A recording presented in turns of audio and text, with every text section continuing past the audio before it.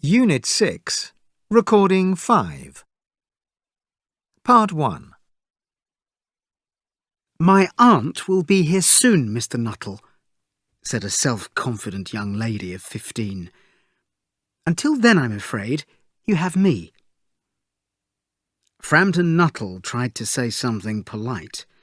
Privately, he was wondering whether this visit to total strangers would really help to cure his bad nerves, as his sister had hoped. "I know what will happen," his sister had said, as he was leaving for his rest cure in the country. "You will never meet or speak to anyone, and your nerves will be worse than ever. So, I'm going to give you letters of introduction to all the people I know there." "Do you know many people round here?" asked the niece after a silence. "Hardly anyone," said Frampton. "Then you know nothing about my aunt and her great tragedy," continued the self-confident young lady. "Her tragedy?"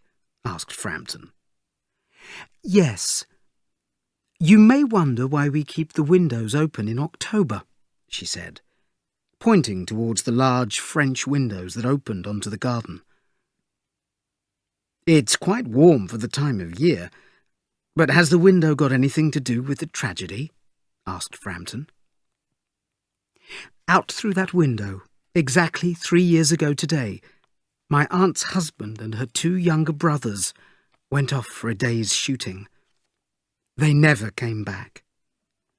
All 3 sank in a terrible bog. We never found their bodies. That was the worst thing."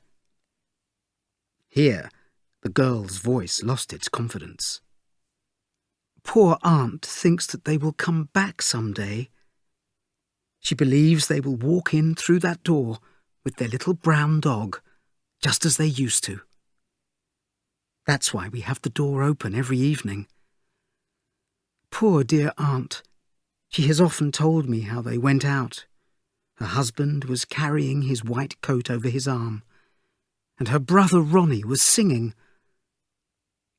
Do you know, sometimes on a quiet evening like this, I have the strangest feeling that they will walk in through that window."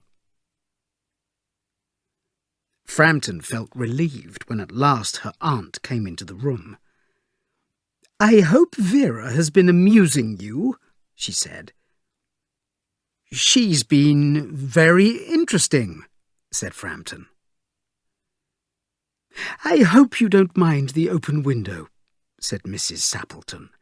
"My husband and brothers will be home soon from shooting, and they always come in this way."